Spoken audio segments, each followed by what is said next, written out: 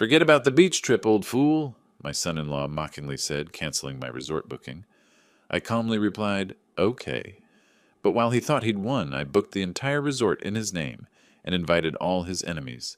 He arrived in chaos, his life crumbling, and begged, "Please stop." Too late. The consequences of betrayal are inevitable, and now he'll pay for everything. Before continuing, subscribe to the channel and write in the comments what time it is in your region right now. The email notification pinged while I had my hands buried in the engine of my '67 Mustang. Oil-stained fingers, the smell of metal and grease, the hum of crickets through the open garage door. This was my sanctuary. Then I saw the subject line on my phone. Reservation cancellation, Sapphire Shores Resort. I wiped my hands and opened it. Your reservation, SR 47832, for June 15th, 17, has been canceled at the request of Mr. Derek Turner. Derek Turner, my son-in-law. I stood there for a moment, the wrench still in my hand, trying to make sense of it. I'd booked that oceanfront suite 3 months ago. $2,340 for a Father's Day weekend. Just me, the water, and my camera. A chance to photograph the sunrise without anyone telling me I was wasting time. The house lights were on. Through the workshop window, I could see the terrace. Derek, his mother Merlin, and his business partner Scott, sitting around the outdoor table, wine glasses catching the porch light. They were laughing about something. I walked across the lawn toward them.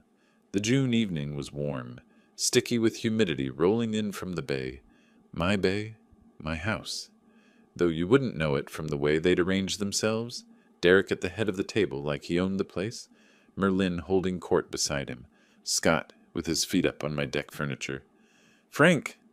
Derek saw me first, his smile too wide, too pleased with itself. "We were just talking about you." "I got an email," I said, keeping my voice level, "from Sapphire Shores." "Oh, that?"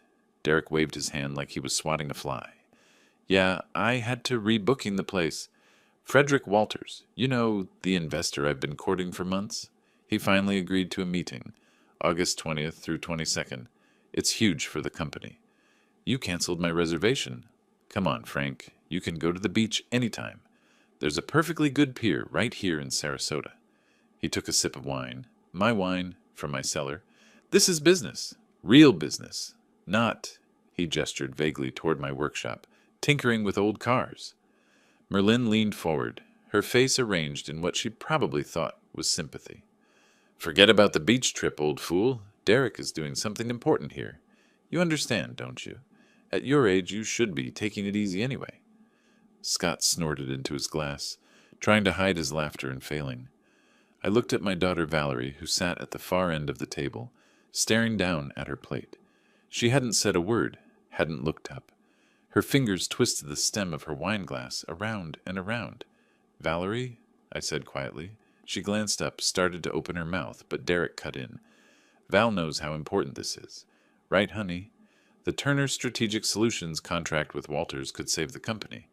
Your father understands. He's a businessman, aren't you, Frank? Well, before retirement made you soft."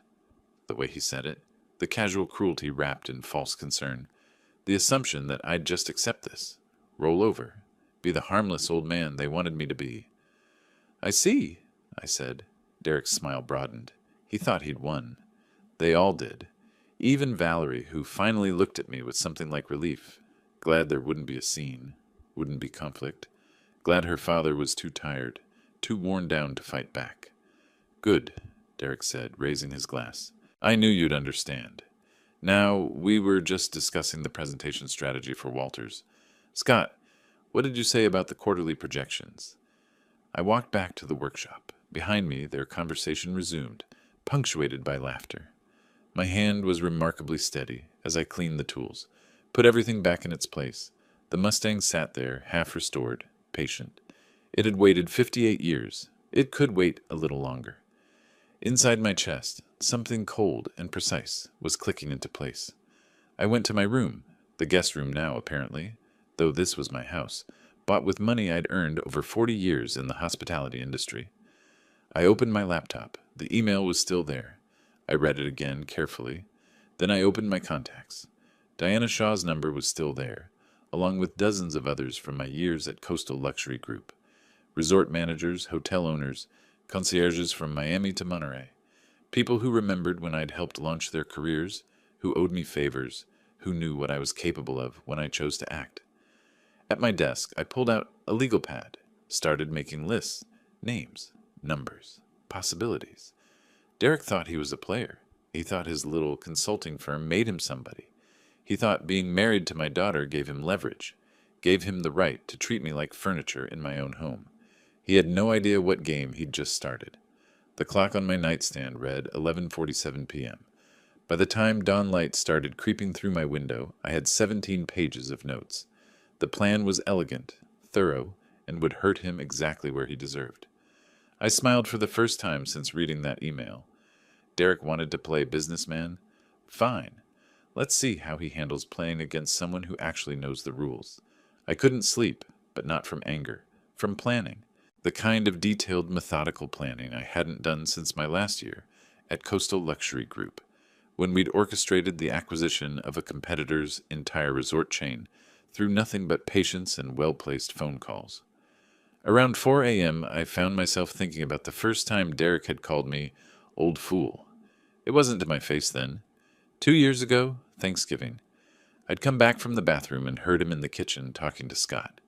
"The old fool wants to give Valerie advice about the kids' education," Derek had said, his voice dripping with contempt. Like he knows anything about raising children in today's world.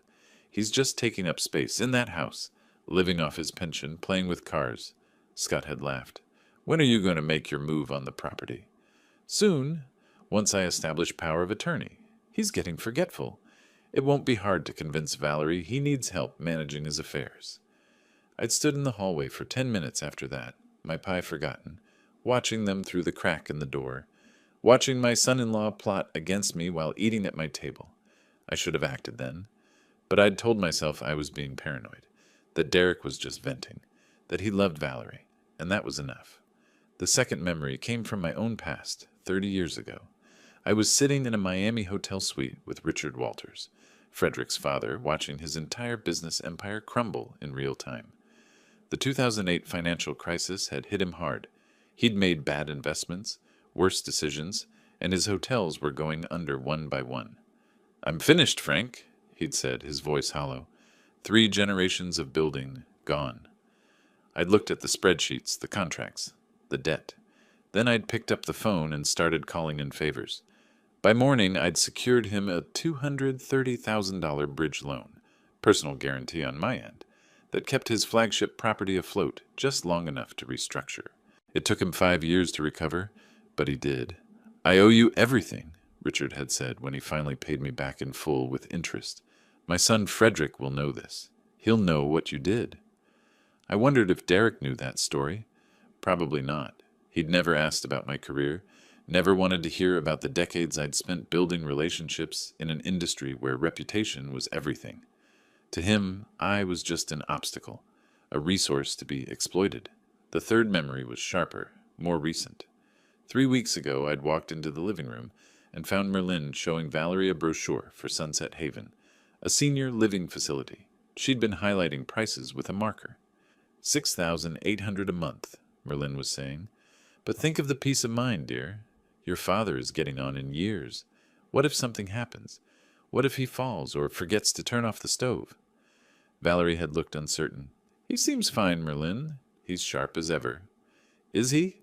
Have you noticed how much time he spends alone in that garage, wandering around at odd hours? It's not healthy." I'd backed out before they saw me. Later, I'd found the brochure in the kitchen trash, buried under coffee grounds. Now, sitting at my desk, with my plan taking shape, I understood. They weren't just disrespecting me, they were actively trying to erase me, to take everything I'd built, my home, my autonomy, my dignity, and package it neatly into their narrative of the declining old man who needed to be managed. The sunrise broke over the bay, painting my workshop in golden light. The Mustang sat there, still waiting. Unlike Derek, I understood patience. Unlike him, I understood that real power wasn't about forcing your way through situations. It was about knowing exactly which buttons to push, which relationships to activate, which dominoes to tip. I picked up my phone. First call, an old contact from my coastal days. someone who still worked in resort management. Second call, a private investigator I'd used years ago for corporate due diligence. Third call, well, that one would be special. That one would be to Diana Shaw at Sapphire Shores. Derek had canceled my reservation. That was fine. I had much bigger plans for that resort now. Plans that would make his little investor meeting look like a children's tea party. My hands were steady as I dialed. My voice was calm, professional, warm. This was the Frank Harrison that had built relationships across 40 years, that had saved Richard Walters' business, that had launched careers and created opportunities. Derek thought he'd humiliated me last night. He thought he'd put me in my place. He had no idea he'd just handed me the rope I needed. By Tuesday morning, June 2nd, I'd made 17 phone calls. By Wednesday, the private investigator was on retainer. By Thursday, Diana Shaw and I had an understanding that made me smile every time I thought about it. Derek wanted to play in the big leagues. Perfect. Let's see how he handles it when someone with actual connections starts playing back. Friday morning, June 6th, I drove to Miami. 3 hours down I-75, windows down, the Mustang's rebuilt engine purring like it remembered its glory days. I'd told Valerie I was visiting an old colleague. Not a lie, technically, just not the whole truth. The detective's report sat in my passenger seat. Michael Burns, the investigator I'd hired, had worked fast. Turner's Strategic Solutions was hemorrhaging money, $127,000 in debt, 3 clients threatening lawsuits, and the kicker, Derek had taken out a loan against my house using a forged power of attorney. My house. The one I'd bought in 1998 with money I'd earned negotiating deals, Derek couldn't even comprehend. I should have been furious.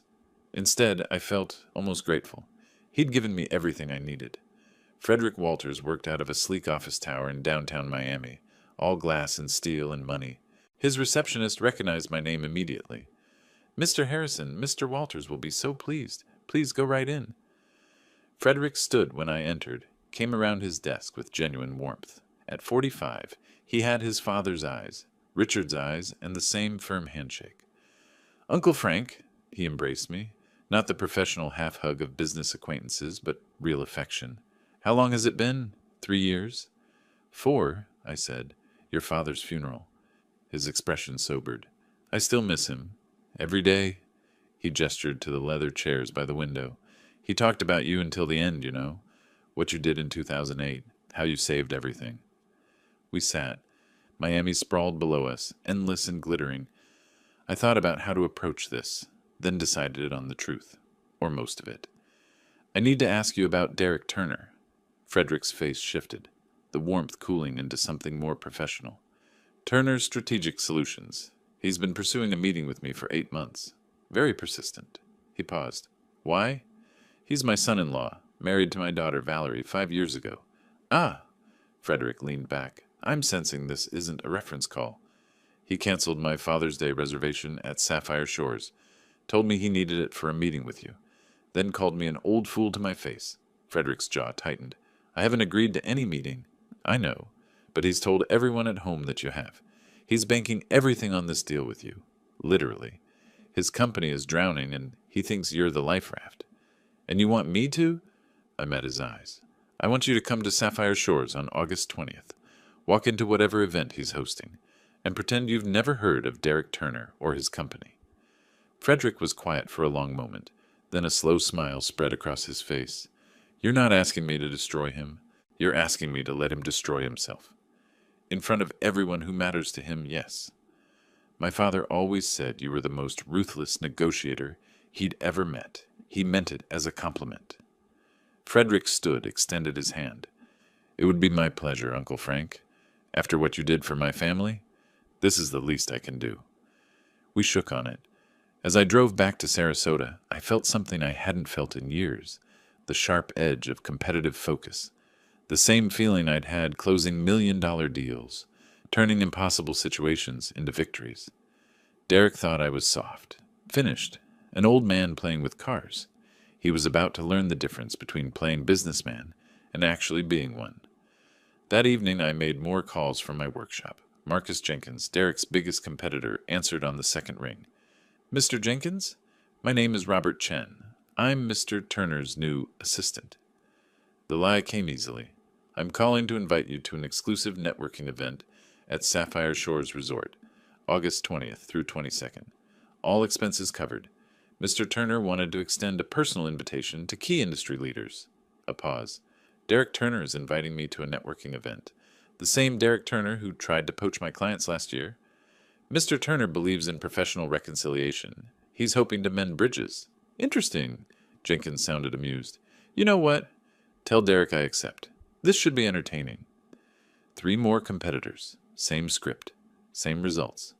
By midnight, I'd invited everyone Derek had ever crossed, cheated, or insulted. 8 confirmations. 2 maybes. All of them curious about what Derek Turner was really up to. The house was quiet when I went inside. Through Valerie's bedroom door, I could hear Derek on the phone with Scott. Their voices low but excited. Walters confirmed for the 20th. This is it, man. This is everything. Once we close this deal, we can finally move forward with the other plans. Other plans? I already knew what those were. The forged power of attorney, the nursing home brochures, the systematic erasure of Frank Harrison from his own life. I kept walking. In my room, I added 8 more names to my list. The plan was coming together like a complex engineering project, each piece fitting precisely into place. Derek had spent 5 years undermining me, 5 years of small cruelties and casual contempt. He thought I didn't notice, thought I was too old, too tired, too irrelevant to fight back. What he didn't understand was that I'd spent decades in an industry where one wrong move could cost millions, where relationships were currency and reputation was everything, where patience wasn't weakness, it was strategy. And now all that experience, all those connections, all that careful cultivation of professional relationships was about to pay dividends Derek couldn't even imagine. I looked at my reflection in the bathroom mirror. Same gray hair, same weathered face. But behind my eyes, something had changed. The old Frank, the accommodating father-in-law, the harmless retiree, was gone. In his place stood the man who'd built a career on knowing exactly how to make people regret underestimating him. The days after Miami fell into a careful rhythm. I maintained my usual routine, working on the Mustang, taking morning walks along the bay, being the docile old man they expected. But now I was watching, really watching, and once you start looking, you see everything. Tuesday evening, Derek and Scott were in the living room with spreadsheets everywhere. I brought them coffee, playing the helpful father-in-law, and glimpsed the numbers over Derek's shoulder. Revenue projections that were pure fantasy. Client lists that included companies that had already fired them. A house of cards built on lies and wishful thinking. Thanks, Frank, Derek said without looking up. His tone suggested I was the help. I smiled. Any time. Wednesday morning, Merlin cornered Valerie in the kitchen. I was in the hallway, technically out of sight. The attorney said we need Frank's signature on the guardianship papers by July 1st, Merlin said quietly. Once Derek's meeting with Walters goes well, we'll have the financial leverage to push harder. Frank can't live alone much longer. It's not safe. Guardianship papers? They were actually going through with it. Valerie's voice was uncertain. I don't know, Merlin. Dad seems perfectly capable. Sweetheart, you're not here during the day. I see him wandering around, confused. Yesterday he couldn't remember where he'd put his car keys. It took him 20 minutes to find them. A lie. I'd been in my workshop all day, but Valerie wouldn't know that. I walked back outside before they could see me. My hands were shaking, not from fear, but from the effort of staying calm, of not confronting them right then and there. But confrontation wasn't the play. Not yet. That afternoon, I had an appointment I'd been anticipating. Edward Glenn's law office occupied the corner of a professional building on Tamiami Trail.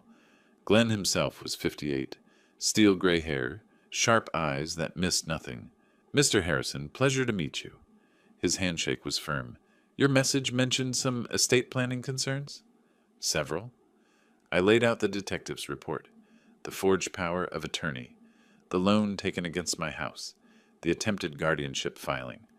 Glenn's expression darkened as he read. This is fraud. Criminal fraud. You could have your son-in-law arrested. I could, I agreed. But that's not what I want. Not yet. What do you want? I want to protect my assets, completely and irrevocably.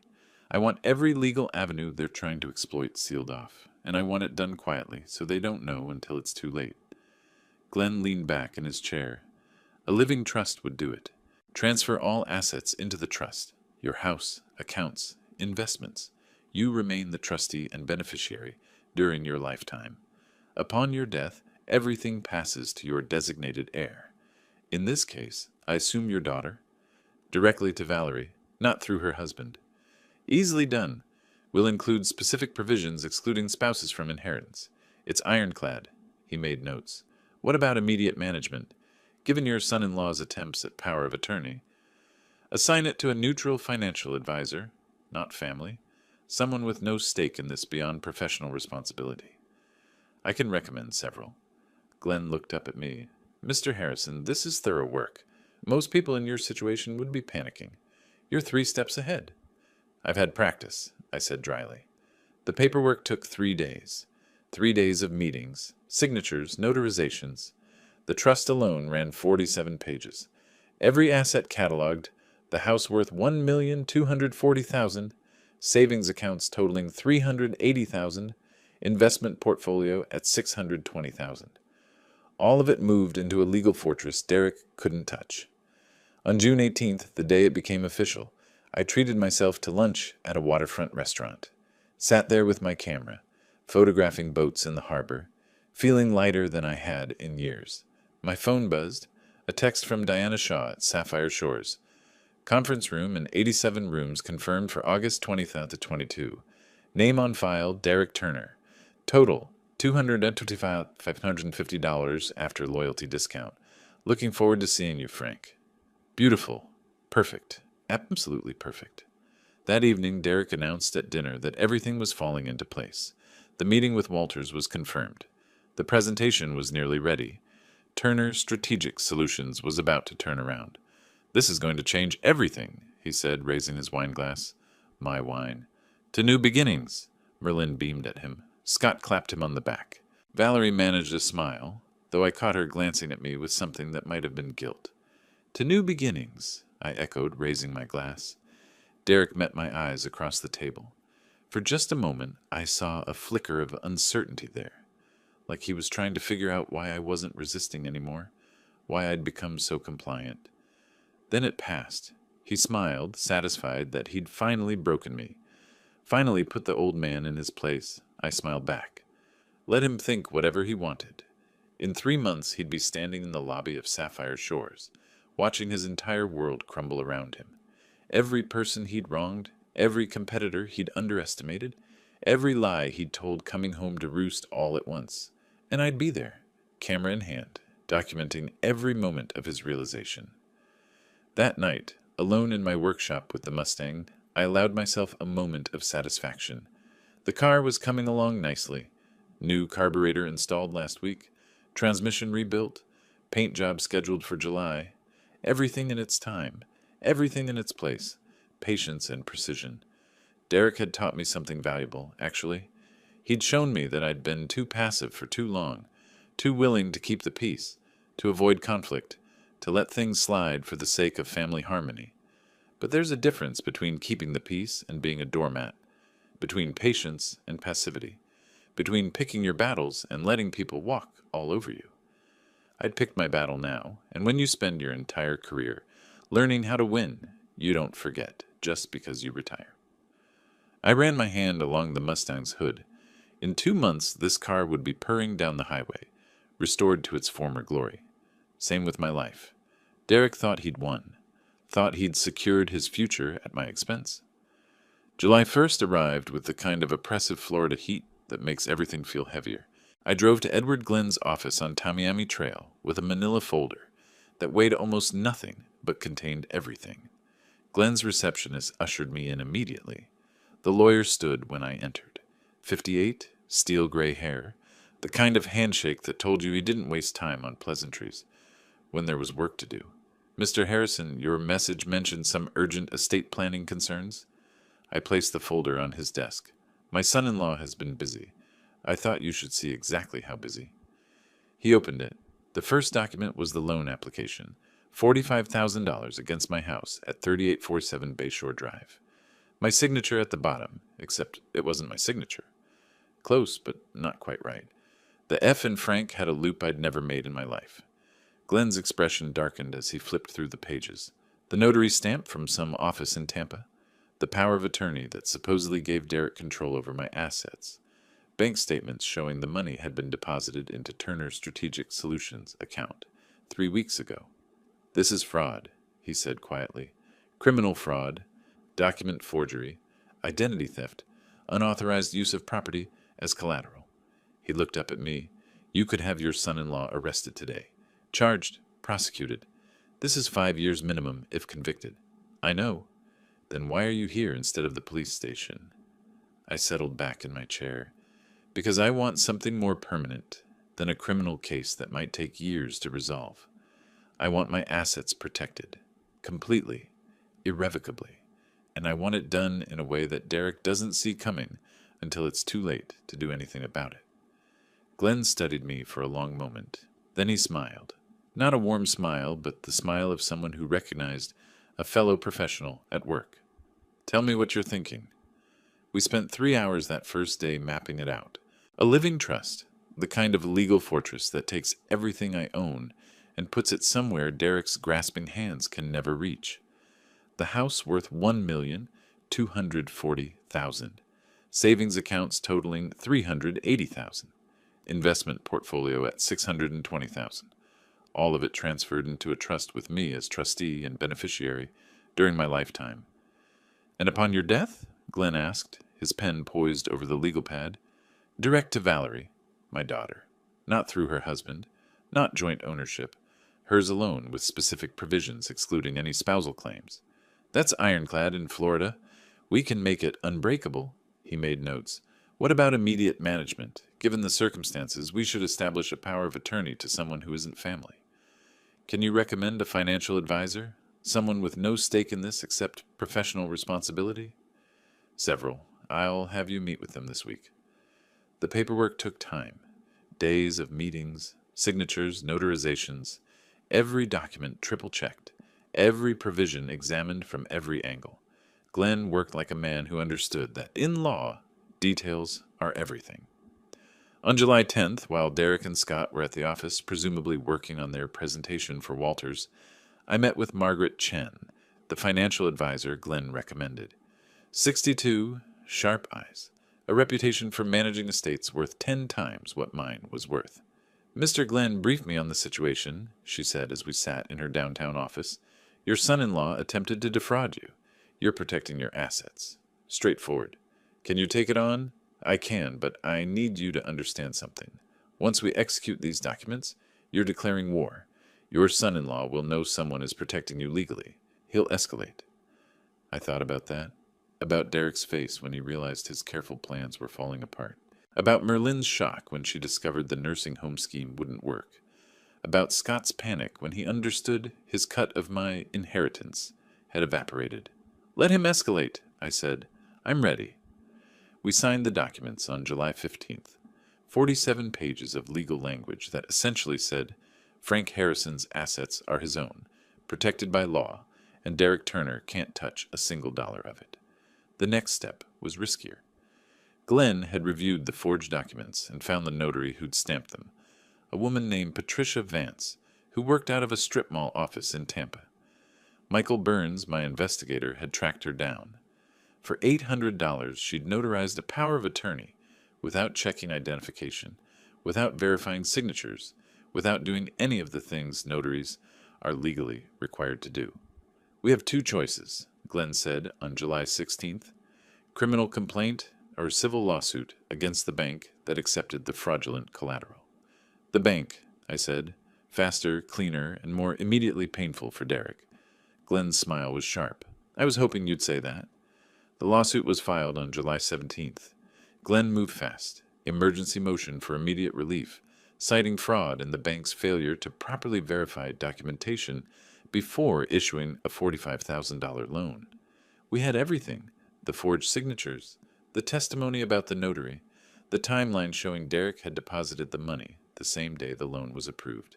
The bank's lawyers took one look at our evidence and folded like a cheap tent. Settlement offer arrived July 18th. They would immediately void the loan, demand full repayment from Derek within 45 days, issue a formal apology, and pay my legal fees. In exchange, we wouldn't pursue further action or publicity. Glenn looked at me. Take it? Take it? The letter went out that afternoon. Certified mail to Derek's office at 1523 Main Street. I imagined him opening it at his desk, Scott probably looking over his shoulder. The way his face would change as he read. Your loan, BL 9847, has been voided due to procedural violations. The full amount of $48,200, principal plus accrued interest, must be repaid by September 1st, 2025. I was in my workshop when I heard the explosion from inside the house. What the hell is this?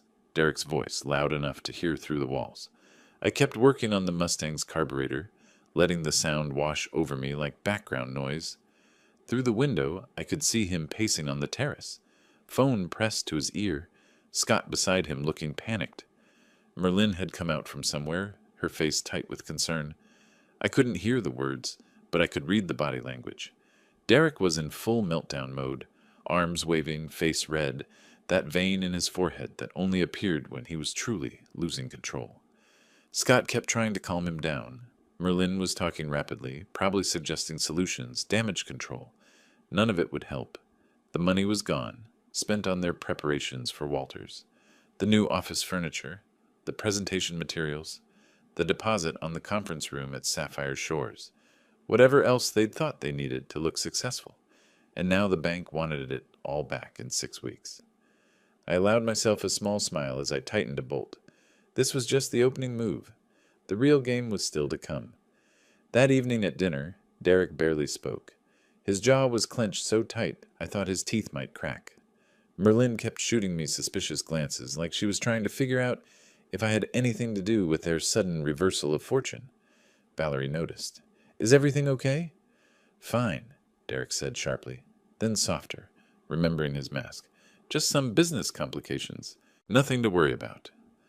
I ate my salad quietly, the very picture of the harmless old man who knew nothing about legal maneuvers or financial warfare. The weeks that followed were masterclasses in watching someone slowly come apart. Derek, Merlin, and Scott spent July scrambling. I'd see them huddled in the living room late at night, laptops open, papers scattered everywhere, hear the urgent phone calls at odd hours, watch as they sold things. Scott's BMW disappeared first, replaced by a 10-year-old Honda. Merlin's jewelry started vanishing piece by piece. They took out another loan, $52,000 at 18% interest. I knew because Scott left the paperwork on the kitchen counter one morning, and I photographed it with my phone while pretending to make coffee. The walls were closing in on them, and they didn't even know I was the one pushing. August 3rd, I was in the workshop, finishing the Mustang's new paint job, deep blue, the color it had been when it rolled off the assembly line in 1967, when I heard footsteps behind me. Scott stood in the doorway, looking uncomfortable. His usual smugness had eroded into something more desperate. Mr. Harrison, can I talk to you for a minute? I didn't look up from buffing the hood. You're talking. Right, listen. He came closer, hands in his pockets, trying to look casual and failing. Derek and we realize things have been tense lately. Maybe we came on too strong about the power of attorney thing, and the nursing home discussions. That was Merlin's idea mostly, and get to the point, Scott. He swallowed. We're in a tough spot financially, just temporary until the Walters deal goes through. But if we can't make that loan payment by September 1st, we're looking at serious consequences. So I was wondering, maybe we could work out some kind of arrangement, a short-term loan from you. We'd pay you back with interest once. No. The word hung in the air between us. Scott's face went through several expressions, surprise, confusion, then a flash of anger he quickly tried to hide. Mr. Harrison, I don't think you understand. If Turner Strategic Solutions goes under, that affects Valerie too. Your daughter, your grandchildren, we're family. I finally looked at him, really looked at him until he shifted uncomfortably. Family, I repeated. Interesting word choice, Scott. Is that what you were thinking about when you paid that notary $800 to forge my signature? When you convinced Derek to take out a loan against my house without my knowledge? when you and Merlin were planning which nursing home to ship me off to." The color drained from Scott's face. His mouth opened, closed, opened again. No words came out, just this strangled sound, like he was choking on his own tongue. We didn't, that's not. "Let me be clear," I said, turning back to the car. "You three have spent years treating me like I'm senile, like I don't notice things, like I'm too old and stupid to understand what's happening in my own house." I ran the buffer over a spot I'd already polished. "You want a compromise? Here's one. Get out of my workshop before I decide to add you to the lawsuit I filed against the bank." Scott backed toward the door, his face the color of old newspaper. "Derek's right about you. You're not as harmless as you pretend." "No," I agreed. "I'm not." He left. Through the window, I watched him hurry across the lawn toward the house, probably to report back to Derek and Merlin, to tell them the old fool had teeth after all. Good. Let them worry. The real beauty of it was watching them try to maintain their composure around Valerie. Derek still playing the confident businessman, Merlin still the concerned mother-in-law, both of them pretending everything was fine while they quietly hemorrhaged money and options. August 15th, Derek's phone pinged at breakfast. I was reading the newspaper, or pretending to, while actually watching his face over the edge of the sports section. He opened his email, and I saw the exact moment he read the message from Sapphire Shores. His expression shifted from neutral to pleased, to almost giddy. "It's confirmed," he said to Scott, who was sitting beside him. "The 20th through 22nd. Conference room, accommodations for the team, everything." "They say how many attendees?" Scott asked, "expecting 45 guests based on our estimate." Derek's smile was pure triumph. "This is it. This is where we turn everything around." I sipped my coffee and said nothing. Let him have this moment. Let him think Walters was coming to save them. Let him imagine his carefully planned investor meeting, where he'd pitch his company's future to a man who'd barely heard of him. He had no idea that 67 people were actually coming to his party. Most of them people he'd wronged, cheated, or insulted. All of them thinking they'd been personally invited by Derek Turner to an exclusive networking event. Diana Shaw and I had refined the details over several calls. She'd even added a few touches of her own, a welcome banner with Derek's name, a personalized itinerary for each guest, premium champagne for the reception. Everything designed to make it look like Derek had spared no expense, all on his credit, all in his name, all amounting to $225,550. That evening I walked down to the Bay Pier, the one Derek had so casually dismissed as good enough for me. The sun was setting, painting the water in shades of gold and crimson. I took a few photos, the camera comfortable and familiar in my hands. From here I could see my house up on the bluff. The lights were on in the living room, where Derek, Merlin, and Scott were probably celebrating their confirmed reservation, making final preparations for their big meeting. They still thought they were in control, still thought the worst thing that had happened was a loan getting voided, a minor setback before their big comeback. They had no idea that in exactly 5 days they'd be standing in the lobby of Sapphire Shores, watching their entire world collapse in real time. No idea that every person they'd ever wronged would be there to witness it. No idea that the investor they were counting on would walk right past them to embrace me instead. The anticipation was almost sweeter than the revenge itself. Almost. I took one more photo of the sunset, then headed back up to the house. Derek was on the terrace, phone pressed to his ear, laughing about something. He saw me and his smile faded slightly, just enough to show he still didn't trust this calm, compliant version of me. Smart man. Too late, but smart. "Evening, Derek," I said pleasantly as I passed.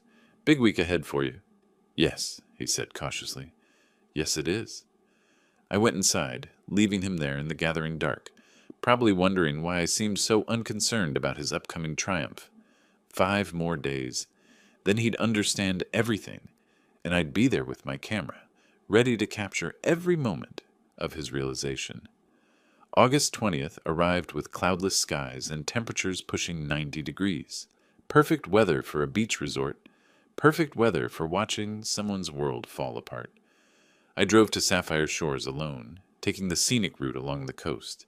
The Mustang purred beneath me, newly restored, the deep blue paint gleaming in the sunlight.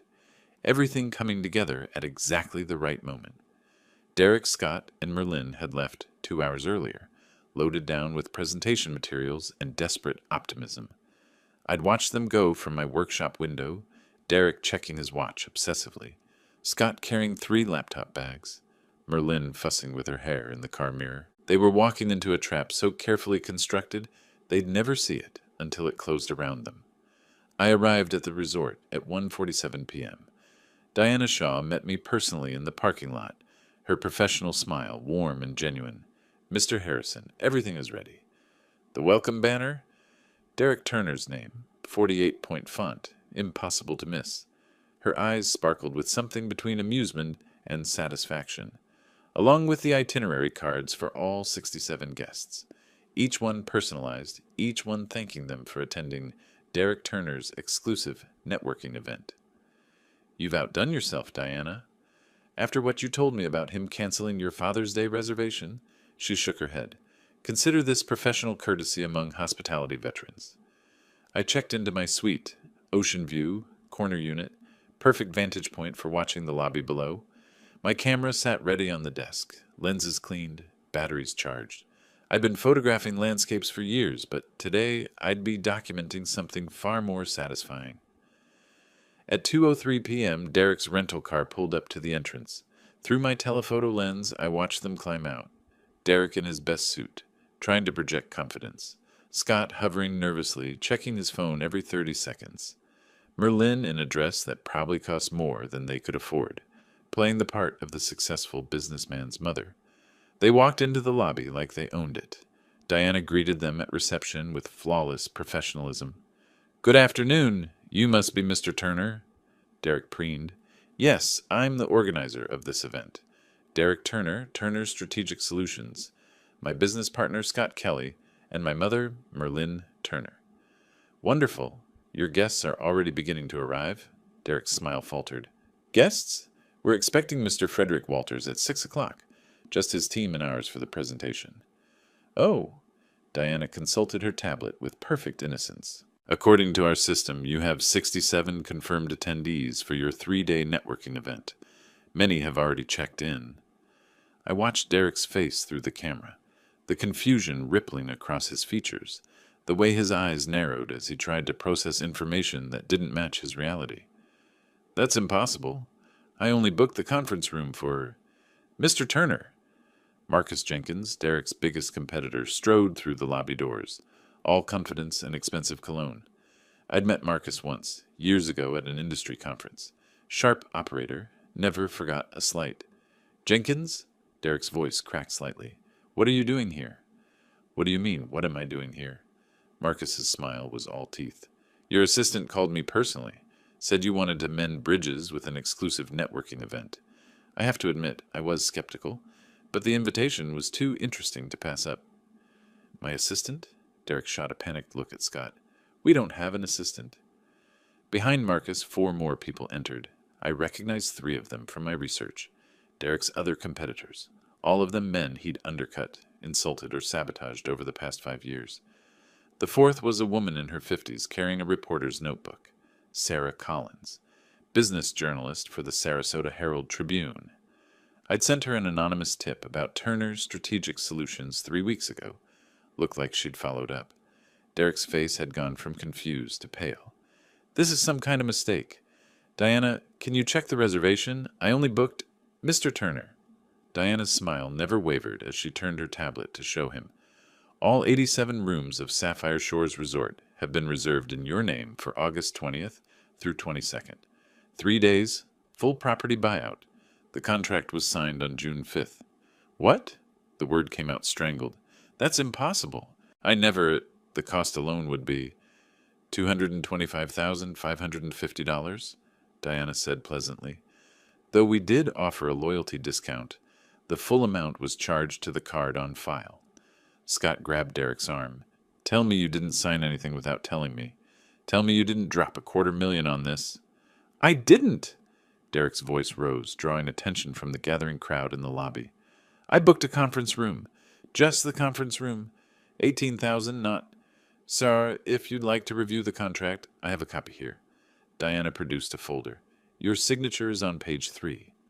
I watched through the lens as Derek snatched the folder, his hands shaking. He flipped to page 3, and even from my position 5 floors up, I could see the blood drain from his face. It was his signature, close enough that most people would never notice the subtle differences. Close enough that I'd needed to practice it 15 times before Edward Glenn's contact at the law firm had gotten it perfect enough to pass casual inspection. This isn't... I didn't... Derek looked around wildly, like he was searching for someone to blame. His eyes landed on Scott, on Merlin, on the growing crowd of unwanted guests. Who did this? The elevator chimed. I stepped out into the lobby, linen suit pressed, camera around my neck, every inch the retired professional enjoying a beach resort. Derek saw me. His entire body went rigid. You, he whispered. I walked toward the reception desk, nodding pleasantly at Diana. Diana, thank you for the wonderful accommodations. The suite is perfect. Always a pleasure, Mr. Harrison. Derek's mouth worked soundlessly for a moment. Then he found his voice, loud enough to echo through the marble lobby. You! This was you! Every eye in the room turned to us. I looked at him with mild surprise. Derek, I didn't know you'd be here. What a coincidence. Coincidence? His face was shifting from pale to red, veins standing out on his forehead. You set this up. You canceled my real reservation and made this... I canceled your reservation. I let confusion color my voice. Derek, I believe you canceled mine back in June. For Father's Day, remember? You said I should forget about the beach trip, that I was just an old fool who could make do with the local pier. The silence that followed was exquisite. Marcus Jenkins raised his eyebrows. Wait, this is your father-in-law? The one you were talking about at the chamber meeting? Derek's eyes widened. That wasn't... You said he was senile, Marcus continued, warming to his topic, that he couldn't manage his own affairs, that you were doing him a favor by taking control of his assets. Several people had their phones out now recording. Sarah Collins was writing rapidly in her notebook. That's not... I was misquoted? Derek spun to face me, desperation and rage warring in his expression. What did you do? What the hell did you do? I smiled. It wasn't a warm smile. I didn't cancel your reservation, Derek. You booked the conference room all by yourself. I simply made sure your event was everything it deserved to be. All your competitors in one place. The clients you defrauded. A few journalists interested in your business practices. I paused. Oh, and I invited Frederick Walters, too. Though I should mention, he's not here for you. Walters? Hope flashed across Derek's face. He's still coming. He'll be here at 6. We have dinner reservations. The hope died as comprehension dawned. We? Frederick and I go back years. I saved his father's business in 2008. He's always been very grateful. I adjusted my camera. You know, Derek, you were right about one thing. I am old, but I spent those years learning how business really works, how relationships matter, how trust and reputation are worth more than any deal you can force through deception. Scott had backed away from Derek, his face gray. Merlin clutched her purse like it was a life preserver, and Derek just stood there, finally understanding the magnitude of what had happened. You... He took a step toward me, hands clenched. You destroyed everything. Our business, our reputation, our... No. The word came out cold and final. You destroyed it. I simply made sure everyone could watch. The next few hours were chaos professionally packaged as a networking event. Derek, Scott, and Merlin tried damage control, tried to explain to the arriving guests that this was all a misunderstanding, that they hadn't actually invited Derek's competitors and the clients he'd wronged. But every guest had an email invitation with Derek Turner's name on it. Every guest had received a confirmation call from Derek's assistant. Every detail pointed back to him. At 4:30 p.m., I was on the terrace photographing the ocean when Scott found me. His face had aged 10 years in 2 hours. Please, he sat down without being invited, hands clasped between his knees. Please, Mr. Harrison, this is going too far. Derek's going to lose everything. The business, his marriage. His marriage was lost the moment he forged my signature to steal from me, I said, not lowering the camera. The business was lost when he built it on lies. I'm simply documenting the consequences. We can fix this. We'll pay back the loan. With what money, Scott? I finally looked at him. You're already underwater. 127,000 in existing debt, plus the 52,000 you borrowed at 18%. Now add 225,000 for a resort you can't afford, plus the 18,000 for the conference room Derek actually booked. That's $422,650. Where exactly were you planning to find that? Scott's face crumbled. We thought Walters was supposed to... Frederick Walters was never going to invest in Turner Strategic Solutions. Derek pursued him for 8 months, and Frederick ignored every email, every call, every attempt at contact. Your entire business plan was built on a fantasy. You could have just said no when we asked for power of attorney. You didn't have to... I did say no. My voice hardened. I said no, and Derek screamed that I was a burden to my family. Your friend, the man you're defending right now, tried to declare me mentally incompetent, tried to steal my house, tried to have me committed to a nursing home. So tell me, Scott, what exactly should I have done instead? He had no answer. After a moment, he stood and walked away, shoulders slumped.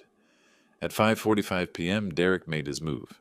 I saw him corner Diana near the restaurant, watched his body language shift from desperate to aggressive. He was demanding something, probably demanding she cancel the entire reservation, probably threatening legal action. Diana's expression never changed, but I saw her gesture to someone. Hotel security. 2 large men in subtle uniforms. They didn't approach Derek, just positioned themselves nearby, a reminder that this was Diana's resort, not his. Derek saw them, saw he was outmatched, and backed down, but the fury in his eyes promised this wasn't over. At 6:02 p.m., Frederick Walters arrived. I was in the lobby when he walked in, and I made sure Derek saw me greet him. Saw the embrace, the genuine warmth, the easy friendship of 2 men who actually respected each other. Derek started toward us, Scott half a step behind, their presentation materials clutched like weapons. They'd clearly decided to make one last desperate pitch. Mr. Walters, Derek's voice was too loud, too eager. Thank God you're here. I know there's been some confusion about this event, but I wanted to assure you that Turner Strategic Solutions is still very much interested in... Frederick looked at him blankly. I'm sorry. Do I know you? Derek froze. I've been trying to reach you for months. Derek Turner, Turner Strategic Solutions. I sent you our complete proposal, market analysis, growth projections. Ah! Frederick's expression remained politely distant. I don't recall, I'm afraid. My assistant screens several hundred proposals monthly. Only a fraction make it to my desk. He turned back to me. Frank, should we head to dinner? I'm starving, and you promised me that seafood place you mentioned. Of course. I started to walk away, then paused. Oh, Derek, since you're hosting this lovely networking event, you should make the most of it. I believe there's a journalist from the Herald Tribune here. Sarah Collins. She was asking questions about your business practices earlier. Might be a good opportunity to clarify some things. Derek's face went through several colors before settling on a sickly gray. As Frederick and I walked to the restaurant, I heard Sarah Collins' voice behind us. Mr. Turner, I'd love to get your comment on the forged power of attorney documents that were filed with the bank. My sources indicate you took out a loan against property that wasn't yours? The restaurant had ocean views and excellent wine. Frederick and I talked about his father, about the old days in the hospitality industry, about everything except the man currently imploding in the lobby 3 floors below. At 8:47 p.m., my phone buzzed. A text from Diana. Lobby situation escalating, thought you should know. I excused myself and walked to the balcony overlooking the resort entrance. Even from this distance, I could hear raised voices. Derek was arguing with 3 men, the clients he'd defrauded, demanding their money back. Marcus Jenkins was filming the whole thing on his phone. Scott was trying to pull Derek away, but Merlin was pushing him forward, shouting something about standing up for himself. Security intervened, separating everyone, but the damage was done. Dozens of phones had captured it. By tomorrow, it would be all over social media. At 10:30 p.m., Valerie arrived. I hadn't invited her, hadn't wanted her to see her husband's collapse in real time. But she'd driven up anyway, probably after Derek had called her in desperation. I found her standing outside the lobby, watching through the glass doors, as Derek paced like a caged animal, phone pressed to his ear, probably calling every contact he had left, trying to find some way out. "Dad?" Her voice was small. "What did you do?" "I defended myself," I said quietly, "and I documented what they tried to do to me. But this—" She gestured at the resort, at the chaos visible through the windows.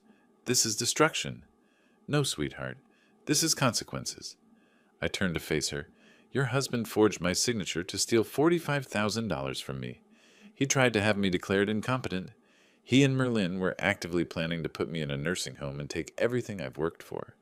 This," I gestured at the resort, "this is just making sure everyone knows exactly who Derek Turner really is."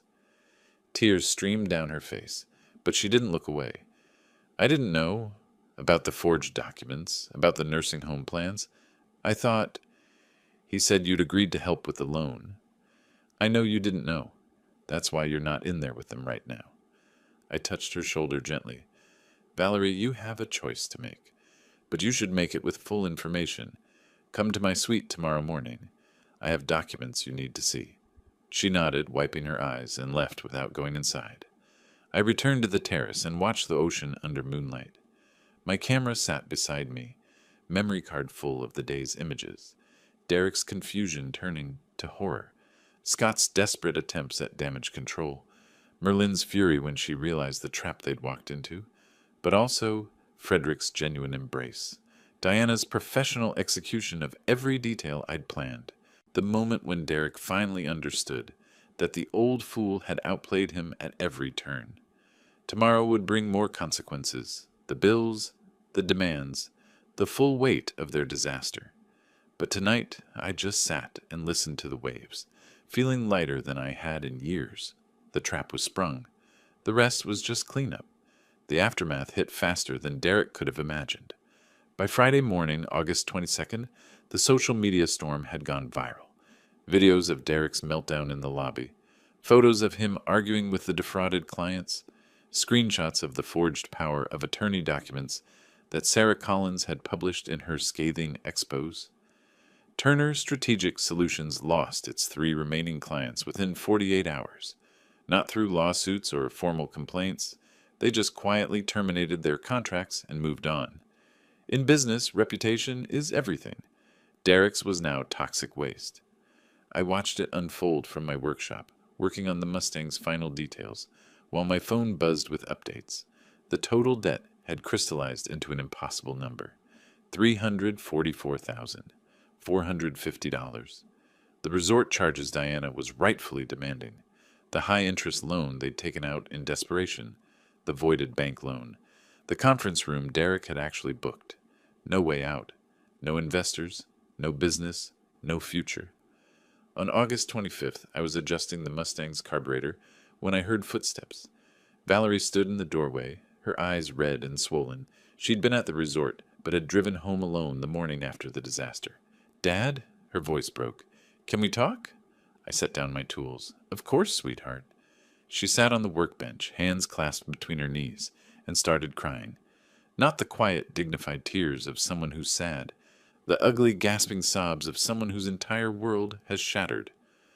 "I didn't know," she managed between breaths, "about the loan, about the forged documents, about any of it. Derek told me you'd agreed to help, that you wanted to contribute to his business because you believed in him. I thought—" She wiped her eyes. "I thought you were finally accepting him."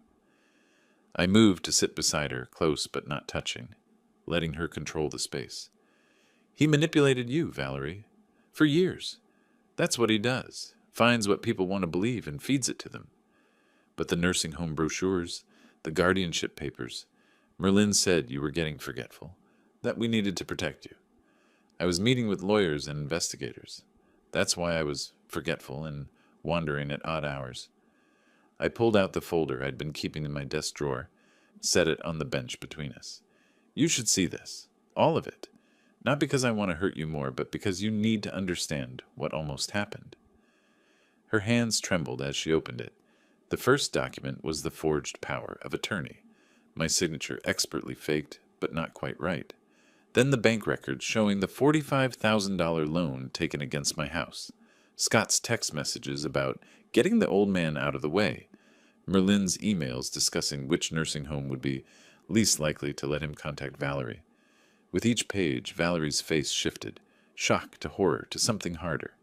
Colder. They were going to put you away, she whispered. Take everything. And I almost helped them. You didn't know. They made sure you didn't know. But I should have. She looked at me, tears streaming again, but her jaw set. You're my father. I should have protected you. Instead, I let my husband steal from you. I let his mother poison me against you. I let that happen. Valerie? No. She stood, the folder clutched in her hands. No, Dad. I need to own this. I chose Derek. I chose to believe him over you. I chose to ignore all the signs because I was too scared to admit I'd made a mistake. She took a shaky breath. What do I do now? I stood too, facing her. That's your choice, but you should make it with full information. Derek isn't going to change. This disaster won't teach him humility or honesty. He'll find someone else to blame, some other victim to exploit. The question is whether you want to be there when he does. She nodded slowly. Then she left, still carrying the folder. 3 days later, August 28th, Derek showed up at the house with flowers and desperation. I was in the workshop when I heard his voice on the terrace, loud and pleading. Valerie, please, we can fix this. I'll make it right, I swear. Just give me another chance. One more chance. Through the window, I watched her stand there, arms crossed, face expressionless. Another chance? Her voice was ice. You've had 5 years of chances, Derek. Every time I questioned something, you had an explanation. Every time something felt wrong, you convinced me I was imagining it. Every time I defended my father, you made me feel like I was choosing him over our marriage. I was under pressure. The business was failing. I panicked. I made mistakes. You forged my father's signature to steal from him. You tried to have him declared incompetent. You and your mother planned to lock him in a nursing home and take everything he worked for. She stepped closer, and even from 50 yards away, I could see Derek flinch. Those aren't mistakes. That's who you are? Valerie, I love you. No, you love what I represented. My father's money, his connections, his house. But you never loved me. If you had, you wouldn't have spent 5 years lying to my face. She went inside. Derek stood there for a moment, then tried to follow. The door locked before he reached it. That evening, I found the divorce papers on my desk with a note. Can you recommend a good lawyer? I called Edward Glenn. September arrived with cooler temperatures and a sense of things coming to an end. The legal machinery ground forward with inevitable momentum. Derek's case for the forged power of attorney went to court on September 3rd. Scott, desperate to save himself, had turned state's evidence, testifying against Derek in exchange for immunity. Watching Scott throw his best friend under the bus would have been satisfying if it hadn't been so predictable. Derek pleaded guilty. The judge gave him 2 years probation and ordered restitution of $53,400 to me for the legal fees, investigator costs, and damages. Money he'd never have. Turner Strategic Solutions filed for bankruptcy the same day. The office on Main Street closed. The fancy furniture sold at auction for pennies on the dollar. Merlin moved out of my house on September 5th. I watched from the terrace as she loaded her belongings into a rusted sedan, her face twisted with barely suppressed rage. She'd said nothing to me since the resort disaster, but her glares spoke volumes. I was the villain in her story, the cruel old man who destroyed her perfect son's bright future. I didn't bother correcting her. Some people never learn. Scott fled to Texas on September 7th. I heard through the grapevine he was working at a car dealership in Austin, telling anyone who'd listen that Derek had dragged him into the whole mess. Maybe he even believed it. Derek held on until September 10th. He'd been living in a cheap motel near the airport, burning through what little savings remained. I knew this because Valerie's lawyer had kept me updated on the divorce proceedings. That Tuesday morning, I was in the workshop giving the Mustang its final polish, when I heard an engine outside. An old Honda, rusty and dented, pulled into the driveway. Derek climbed out, looking 10 years older than he had 3 months ago. His suit was wrinkled, his hair unwashed, his eyes hollow with sleeplessness. He stood there for a long moment, staring at the house, his former home, his lost empire, his shattered dreams. Then he walked to the workshop. I kept polishing, not looking up, letting him come to me. "You destroyed my life." His voice was flat, empty of everything except exhaustion. "No," I said, buffing the spot on the hood. "I simply stopped pretending I didn't notice what you were doing. You set me up. The resort, the guests, Walters. You orchestrated everything." "I orchestrated consequences." I finally looked at him. "You forged my signature. You stole from me. You tried to have me declared incompetent and locked away. What did you think would happen?" His face twisted with something between rage and despair. "I was trying to save my business, trying to build something. You had everything. The house, the money, the connections, and you were just wasting it, playing with cars, taking pictures. I could have used those resources to... To what? Build an empire on lies and fraud." I set down the cloth. "Derek, you want to know the real difference between us? It's not age or experience or connections. It's very simple. I never confused taking advantage of people with doing business. You did. And that's why you're standing in my driveway with nothing while I'm still here with everything that matters." He opened his mouth, closed it, opened it again. "I have nowhere to go." "That's not my problem. Valerie won't even talk to me. My mother won't return my calls. Scott sold me out. I have nothing. You have exactly what you earned." I picked up the cloth again. "And Derek, one more thing. Remember this. Never underestimate the old fool who spent decades in an industry where one wrong word costs millions. You played at being a businessman. I was one. You had the skills of an amateur. I had the experience of a professional. That was always going to end only one way." His face went through several expressions: denial, rage, grief, acceptance. Before settling on empty resignation, he turned and walked back to the Honda, shoulders slumped, defeated in every line of his body. I watched him drive away, felt nothing. No triumph, no pity, no satisfaction. Just the quiet certainty that justice had been served. The Mustang gleamed in the afternoon light, fully restored, better than it had been even when new. 58 years of wear erased through patience and precision. Like my life, I supposed. Both of us old, both of us valuable, both of us refusing to be discarded. On September 15th, Valerie and the kids moved back home. Not into the guest rooms, into their rooms. Their permanent rooms. She stood in the kitchen that morning, coffee cup in hand, looking out at the bay. "Thank you," she said quietly, "for showing me the truth, for protecting me even when I didn't deserve it. You're my daughter. That's not conditional." She nodded, then smiled. A real smile, the first I'd seen in months. "The Mustang looks incredible. Want to go for a drive?" We loaded the kids into the back seat and drove down to the pier, the one Derek had so dismissively mentioned that night in June. The perfectly good pier that was good enough for an old fool. I parked and got out, camera in hand. The sunset was spectacular, painting the water in shades of gold and crimson. I took photo after photo, framing the shots carefully, capturing the moment. Valerie stood beside me, watching. "Are you happy, Dad?" I lowered the camera and looked at her, at my grandchildren playing on the pier, at the Mustang, restored and perfect, at the bay stretching endlessly before us. "I'm free," I said, "and that's better." She linked her arm through mine, and we stood there watching the sun sink into the water. Behind us, the Mustang waited, patient and beautiful. Ahead of us, the ocean stretched infinite and full of possibility. Justice, I'd learned, wasn't about revenge. It was about refusing to be erased, about standing up when someone tried to push you down, about showing the world that respect is earned, not stolen. Derek had called me an old fool. He'd tried to take everything from me. Instead, he'd given me back my life. The sun touched the horizon, and I raised my camera one last time. Click! Perfect! If you liked this story, please like this video, subscribe to the channel, and share your impressions of this story in the comments. To listen to the next story, click on the box on the left. Thank you for watching.